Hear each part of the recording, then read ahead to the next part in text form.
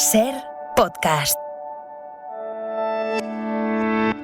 Buenas noches. ¿Qué seudónimo vas a querer que utilicemos durante los primeros minutos de esta conversación? Sebastián estará bien. Sebastián. Vale. Arrancamos esta entrevista siempre en el mar, la despedimos en un faro. Yo quiero preguntarte, ¿quién te enseñó el mar por primera vez? ¿Con quién fuiste? ¿Quién te llevó? Un pescador de Llançà, en Gerona. Salía a pescar. Mi padre ya de pequeño había salido a pescar con él y me mandó con él a pescar. Era Pep. Y se puede decir que eso es la primera vez que yo salí al mar, de jovencito, de 8 años, 10 años. A remo. ¿Qué recuerdas de esa travesía corta, entiendo, no? Bueno, yo por familia y todo eso ya conocía el mar. O sea, yo nací, a pesar de que soy de aquí de Madrid, pero yo ya nací en un ambiente que es de mar. Y siempre fuimos de veraneo allí a Llançà o a Cartagena. Y entonces yo no tengo un recuerdo como el del submarino Monturiol, que un día vio el mar y dijo: voy a inventar un submarino para ayudar a los pescadores de coral que se mueren buceando. No, yo ya es una cosa que digamos que se puede decir que me crío con la presencia del mar. No me llamó la atención especialmente. ¿Y este Pep, se llama Pep el pescador? ¿Qué te enseñó Pep? Me enseñó a tener cuidado, a tener cuidado con la mar, con el mar, con la mar. Y a ser consciente y a ser responsable. En el mar hay que tener mucho cuidado. El mar es para gente que tiene cuidado con las cosas y lo prepara todo, porque en tierra pueden pasar muchas cosas, hasta un terremoto, pero siempre tienes el firme de la tierra bajo tus pies. Uh-huh. En el agua es como estar suspendido de un hilo. Normalmente vas agarrado con un hilo muy fuerte, con un cable fuerte, pero cuidado, los cables a veces se rompen.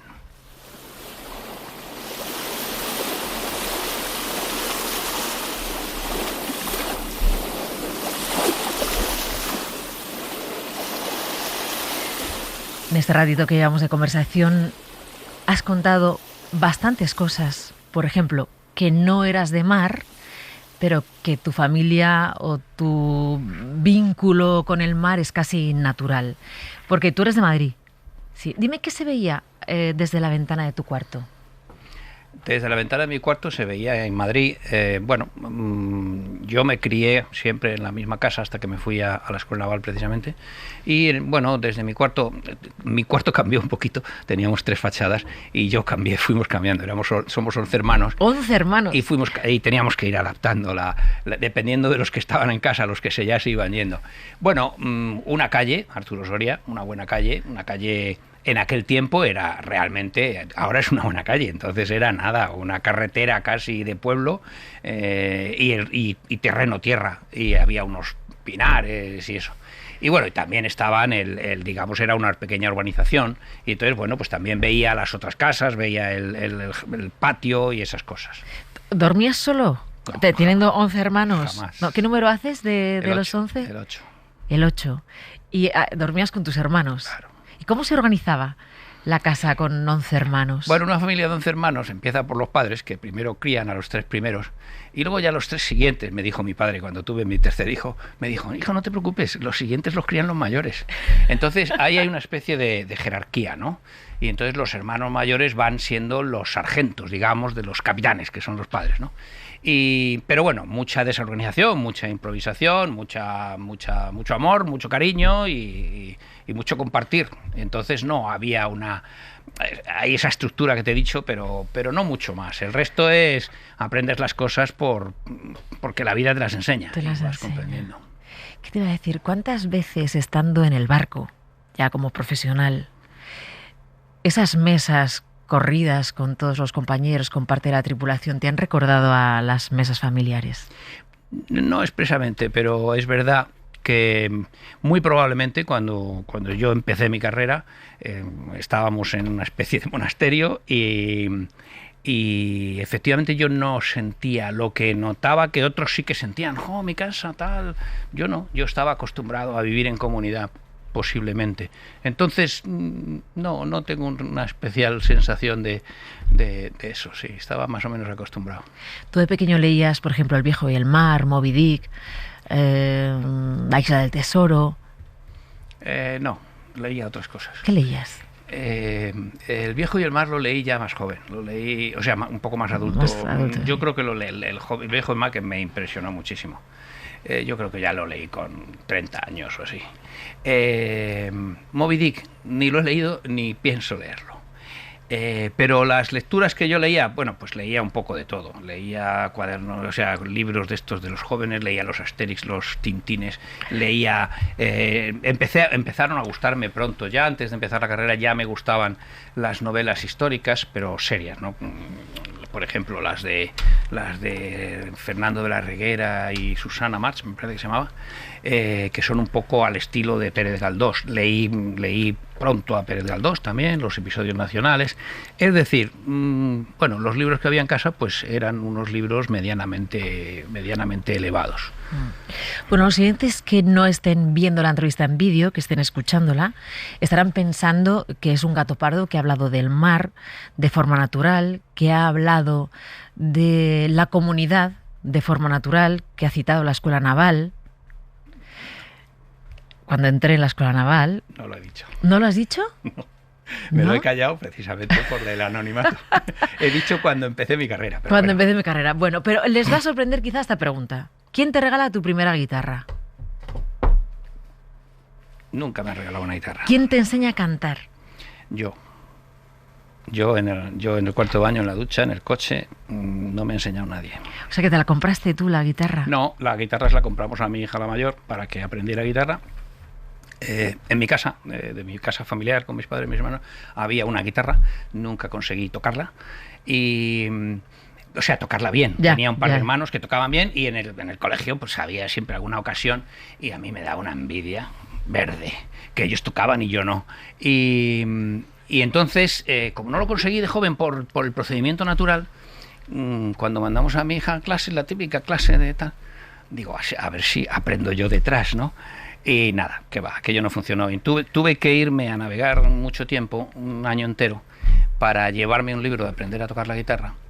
Y entonces durante el año que estuve fuera de casa estuve leyendo el libro y me empapé de la teoría. Y cuando llegué, entonces me regalé yo mismo una guitarra y entonces dije, ahora sí que te vas a enterar tú de lo que yo toqué. Pero bueno, que va a parecer que es que soy un tal, yo nada más que aporreo la guitarra. Bueno, luego hablamos un poquito de esto, pero te voy a poner una canción que yo creo que suena en tu casa en Navidad, creo. Me vas a hacer escucharla, ¿dónde va tu cabeza? ¿Vale?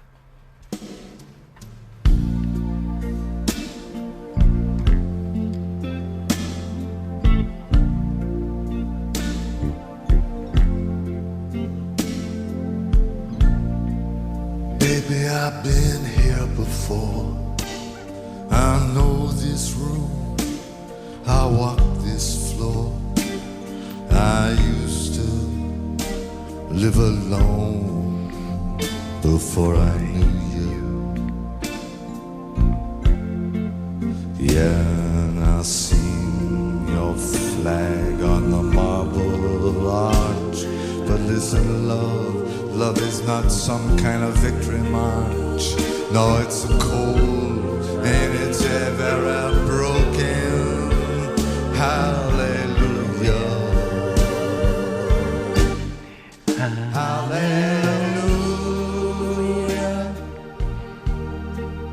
Hallelujah. Hallelujah.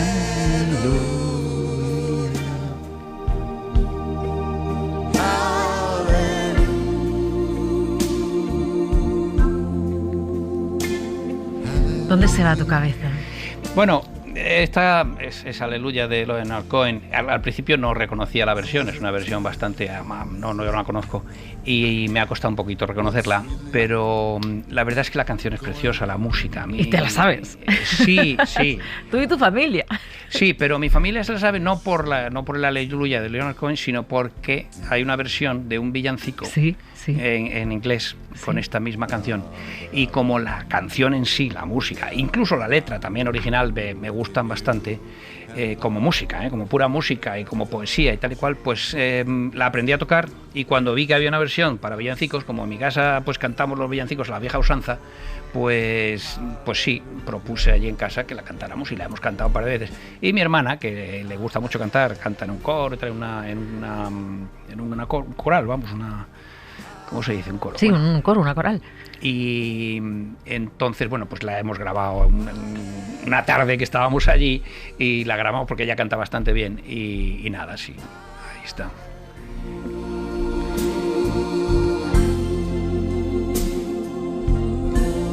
Ahora sí voy a preguntar, ¿por qué José Ramón Vallespín Gómez, capitán de navío, director del Departamento de Investigación del Instituto de Historia y Cultura Naval, gato pardo invitado a este faro en esta quinta temporada, se ha puesto Sebastián de seudónimo? Hombre, vamos a ver, el 6 de septiembre es el día que se celebra el 500 aniversario, o sea, hoy, por cuando se emite. Hoy, sí. Entonces he pensado, hombre, la figura del momento es Juan Sebastián Elcano. Juan hubiera sido demasiado poco referente, Elcano hubiera sido demasiado, entonces Sebastián es una manera de hacer referencia. O sea que el personaje de hoy es Juan Sebastián Elcano, y por eso, como me habéis pedido que venga también para hablar de ello, pues he dicho, mira, pues Sebastián, que además, como es un marino, pues es un poco una especie de idea, vamos, modelo a seguir. Sí. Bueno, estamos encantadas de tenerte aquí. Es para nosotros un lujo, un privilegio que te hayas prestado a todo, al seudónimo, a hablar en esta primera parte de tu vinculación con el mar, de este pescador de Pep, que te enseñó a tener respeto al mar que ha formado parte de tu vida. Me has hablado de un año entero embarcado, y citabas el 5º centenario de la primera vuelta al mundo en navío, que comienza en Magallanes y cierra Elcano. Tal día como hoy, porque nosotras hoy arrancamos la 5ª temporada del Faro, buscando qué efeméride podría tener que ver con este programa. Encontramos que no es que en el 2022 se celebren los 500 años conmemoren los 500 años de esa circunnavegación, sino que precisamente el 6 de septiembre llega Elcano a Sanlúcar de Barrameda. Tú que eres un comunicador espléndido, hemos visto varias conferencias tuyas, querría que me contaras brevemente, porque no tenemos todo el rato de una conferencia, ¿qué ocurrió ese 6 de septiembre? O sea, tal día como hoy, ya, hace 500 años. Ese día es el día que consiguen culminar prácticamente el viaje. No quiero enfadarme con los de Sanlúcar y Sevilla, porque tienen su típica disputa de dónde realmente empieza y dónde acaba el viaje. Pero bueno, el caso es que llegan a tierra y ya se pueden considerar, digamos, a salvo de los diferentes peligros que han arrostrado a lo largo de la empresa. Son 3 años de navegación, es una barbaridad. Es verdad que las navegaciones de entonces, los marinos embarcaban y no sabían cuándo volvían. O sea, ellos no venían, ellos estaban menos sorprendidos de lo que habían hecho de lo que estamos nosotros, ¿eh? Para ellos era una cosa más normal. Cruzar el Pacífico, que dicen, no, es que se comían las ratas. Los que eran marinos no dicen nada, como diciendo... Entonces, cuando ellos llegan, sí que es verdad que, hombre, han conseguido cumplir con el plan, que era ir y volver con las especias, y sobre todo habiendo tomado posesión, en cierto sentido. Esto es un poco, requeriría muchas matizaciones, pero vienen diciéndole al rey Carlos I, emperador de Alemania, rey de Castilla, de Aragón, de Sicilia, o el mayor señor del mundo en ese momento, y le vienen a decir: Majestad, hemos ido, hemos vuelto, hemos traído especias, hemos estado allí, hemos hecho tratos con los señores de las islas de las especierías, y efectivamente nos hemos dejado las 9 décimas partes de la empresa por el camino. Claro. 4 de 5 barcos, pues solo vuelven 18 de los 200 más o menos, que no estamos seguros de los que salen. O sea, de los 250 tripulantes, 230, 40, 51, vuelven 18. 18 más 2, 3, 4, no sabemos cuántos indígenas o moluqueños o de otros lados, porque subían y bajaban. Perdón, ¿capitán te voy a llamar? ¿Capitán? Sí. Capitán. Pero ¿se mueren los que no vuelven o se quedan? Porque igual algunos se quedaron. Sí, hay de todo. Hay los que mueren por enfermedad o por lo que sea. O sea, los que mueren por enfermedad, los que mueren en algunas circunstancias de violencia con o contra los nativos, los aborígenes de los distintos sitios. Por ejemplo, la batalla en la que muere Magallanes, mueren varios. Después hay, oficialmente, según la crónica que tenemos, hay una celada que organizan los filipinos y ahí matan a bastantes además notables. O sea, enfermos, los que mueren en batallas, digamos, o peleas con los indios, que son unos cuantos. Algunos desertan. Y algunos otros quedan detenidos por los portugueses porque, según los portugueses, habían invadido su demarcación y fueron arrestados como, se puede decir, como contrabandistas. Esta primera vuelta al mundo, que dura 3 años, siempre lo llamas empresa. Una expedición que es una empresa. Y en tus conferencias, Abrazando el Mundo, que es una que me ha interesado mucho, dices que el objetivo era evangelizar. El primer objetivo era evangelizar, que por mucho que ahora lo tengamos en otro lugar, también esta frase que me encanta, no podemos mirar el pasado con ojos del presente, hay que mirar el pasado con ojos del pasado. Que ese era el objetivo cuando salen Magallanes con los 5 navíos. Ir llevando el cristianismo, evangelizar por las partes en las que fueran llegando, ¿no? Pero luego hablas de una empresa. A ver, cuando digo evangelizar, no me refiero a evangelizar en el sentido actual. Me refiero a que en aquel tiempo lo que hoy llamamos democracia, que decimos que hay que ser democrático y que los países tienen que, si no, no son justos y tal, antes era cristianismo. Es decir, el cristianismo era somos todos iguales ante Dios, que equivale a un hombre un voto, a una persona un voto de hoy en día. Entonces, lo que querían era extender el orden social en el que vivían. Además, claro, tenían sus intereses de soberanía, yo quiero tener más terreno, etcétera, etcétera. Pero eso no quita que efectivamente había debajo, la última capa, podemos decir, resumiéndolo de esa manera que lo hemos resumido, sí que había, por supuesto, un interés comercial, no cabe ninguna duda. No cabe duda. Y luego el Cano, ¿qué fue de su vida? O sea, luego es alguien muy reconocido, la gesta que hizo y cómo está considerado hoy, aunque no mucha gente sabe la historia, pero bueno, todo el mundo sabe citar al Cano. Él en vida volvió a embarcarse, murió de viejo. ¿Qué pasó? Su ambición, cuando consiguió volver, él se considera con méritos para ser ascendido, digamos, ¿no? Entonces él había salido de maestre, marino mercante, y había llegado a capitán, ¿no? Por sucesión natural, ¿no?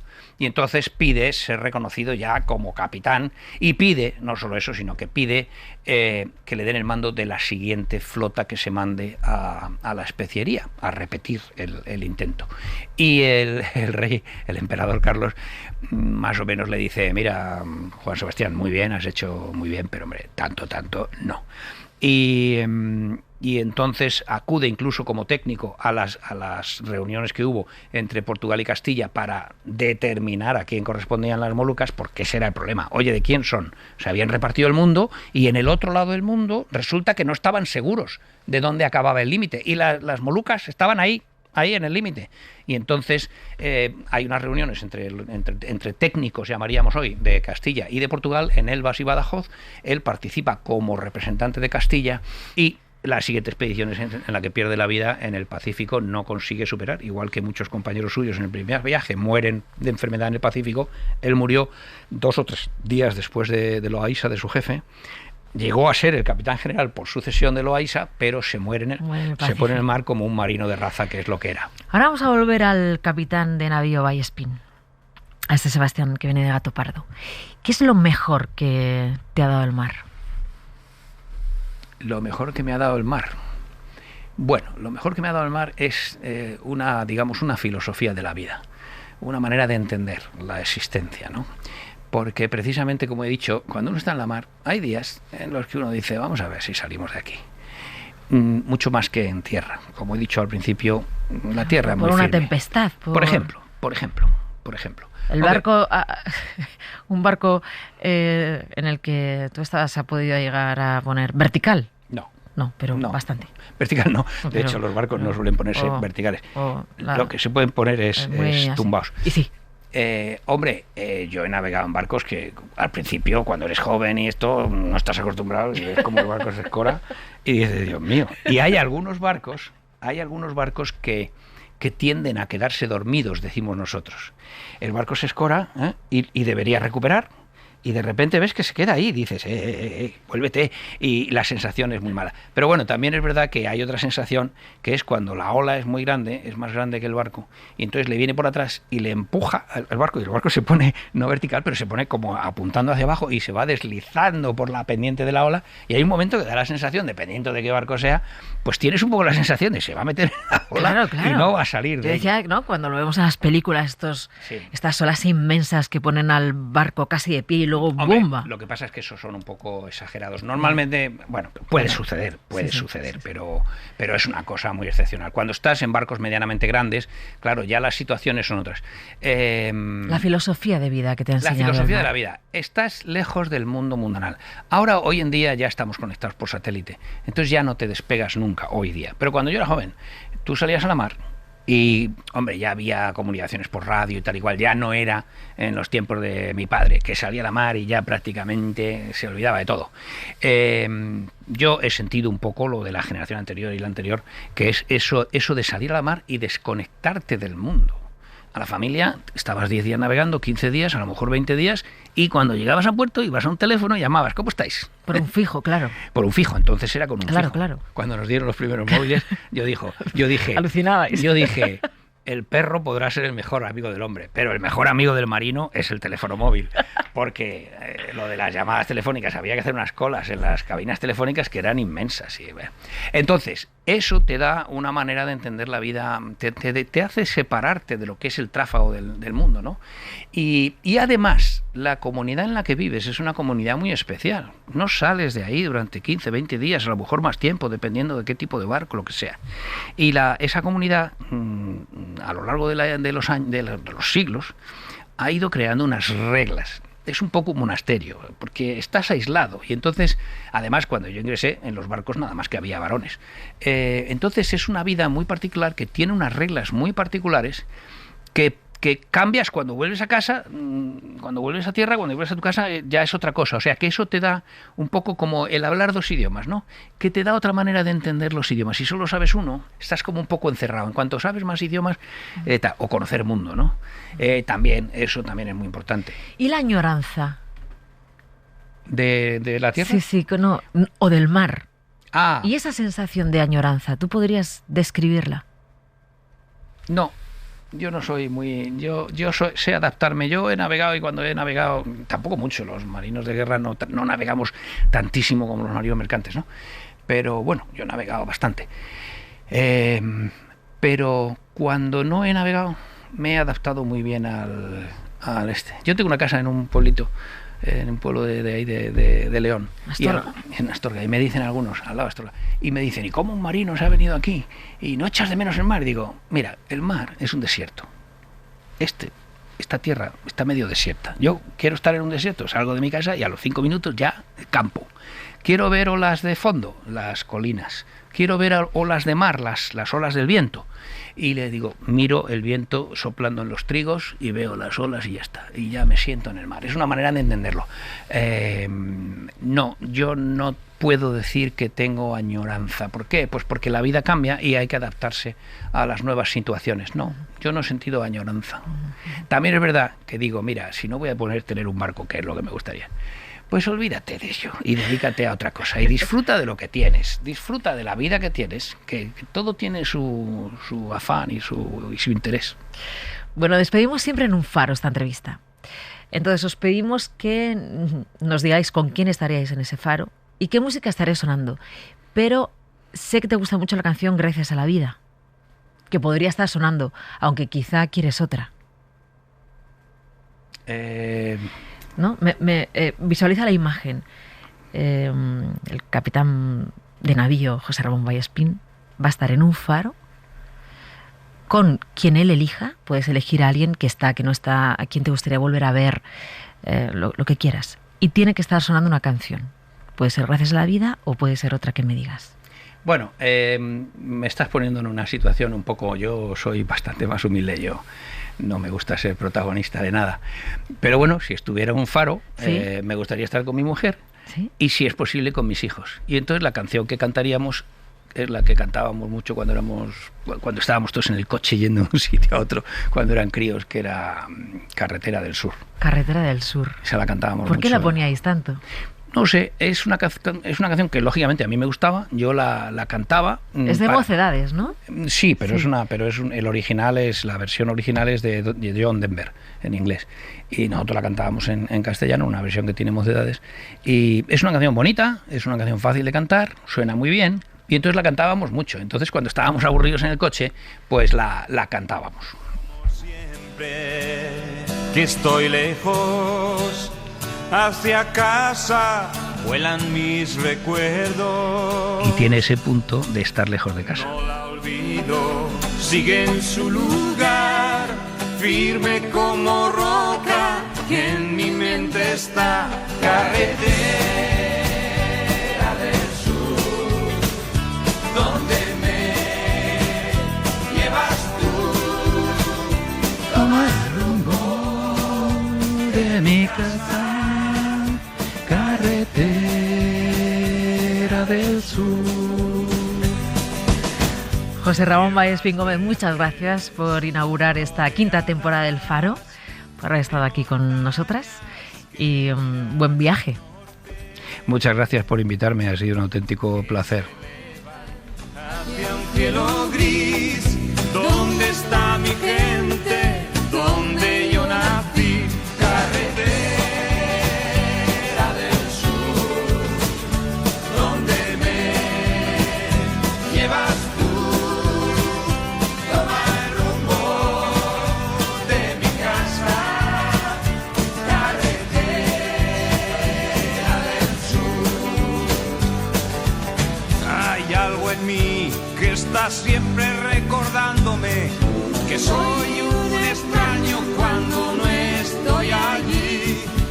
Paro el coche y vuelvo atrás, siguiendo los impulsos de mi corazón. Corazón, carretera del sur, donde me llevas tú. Toma el rumbo de mi casa. Carretera del sur, carretera del sur, donde me llevas tú. Toma el rumbo de mi casa. Carretera del sur, carretera del sur. Suscríbete al Gato Pardo. Todos los episodios y contenidos adicionales en nuestra app de Cadena Ser y en nuestros canales de Apple Podcast, Spotify, iVoox, Google Podcast y YouTube. Escúchanos en directo en la Ser de lunes a viernes a las 2:10 de la madrugada. Cadena Ser. La radio.